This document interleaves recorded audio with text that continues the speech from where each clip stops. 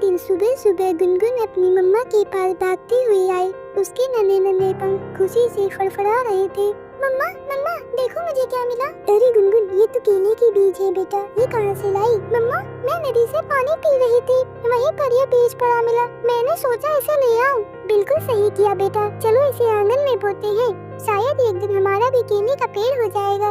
माँ बेटी ने मिलकर मिट्टी खोदी, बीज डाला और उस पर पानी छिड़क दिया। अब हर दिन गुनगुन पौधे को देखने जाती, इंतजार करती कि कब कुछ दिखाई देगा। कुछ ही दिनों में मिट्टी से एक छोटा सा पौधा निकल आया।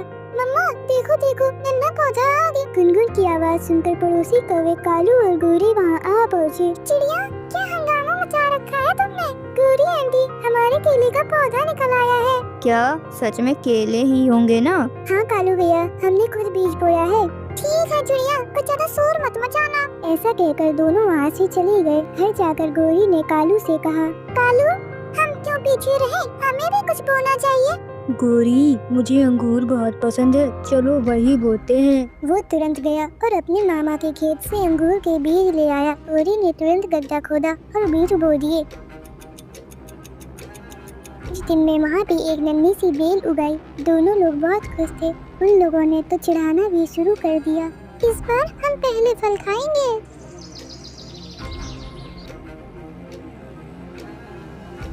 एक दिन मिट्ठू तोता वहाँ आया और उसने हंसते हुए कहा, वाह अंगूर की बेल तो बहुत सुंदर लग रही है, 2-4 अंगूर मुझे भी चखाना जब लग जाए। कालू भिखारी तो पहले से ही लाइन में लगे हैं। ये सुनकर मिट्ठू चुपचाप लौट गया, लेकिन उसे बहुत बुरा लगा। गुनगुन ने ये सब सुना और बोली, मम्मा हम तो मिट्ठू अंकल को केले जरूर देंगे। बिल्कुल बेटा, सच्चे फल वही होते हैं जो बांटे जाएं। ऐसे ही समय बीतता गया। कालू और गोरी की बेल खूब फैल गई और उस पर अंगूर भी लगने लगे, मगर चिड़िया का पेड़ बस ऊंचा और घना हो रहा था और उसमें एक भी फल नहीं लगे थे।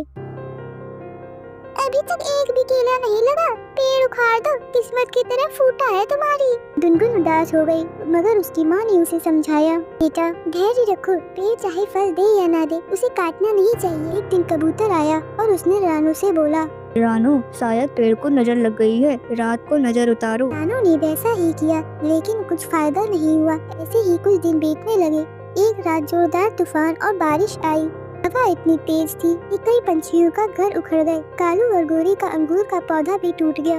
गोरी रोने लगी, कालू कालू हमारा घर भी चला गया और अंगूर की बेल भी सारी टूट गई, अब हम क्या करें, हम कहाँ जाएंगे? घर गुनगुन भी डर गई, माँ अब हम कहाँ रहेंगे? अभी उन्हें एक आवाज सुनाई दी, चिड़िया चिड़िया तुम मेरे पत्तों से अपने लिए घर बनाओ, वो बहुत मजबूत होगा और बारिश उसका कुछ नहीं बिगाड़ पाएगी। और गुनगुन तो बहुत खुश थी। उन्होंने मिलकर पत्तों को तोड़ा और एक एक को तोड़कर एक सुंदर सा घर बनाया। पूरा पेड़ अब बिना पत्तों का था, लेकिन उसने खुद को न्यौछावर कर दिया था। अचानक पेड़ से आवाज आई, चिड़िया अगर उस दिन तुमने मुझे काट दिया होता तो आज मैं तुम्हारी मदद नहीं कर पाता। मुझे खुशी है कि मैं तुम्हारे काम आया, अब मैं कोशिश करूँगा फल भी दूँ। भैया आप हमारे परिवार के सदस्य हो, आपको हम कभी नहीं काटेंगे। कालू और गोरी उस घर तक पहुँचे, भीगते हुए ठिठुरते हुए, चिड़िया बहन हमें भी अपने घर में जगह दे दो, बहुत ठंड है। मम्मा ये वही कौवे हैं जो हमें नीचे दिखाते थे, हमें इन्हें अंदर नहीं आने देना चाहिए।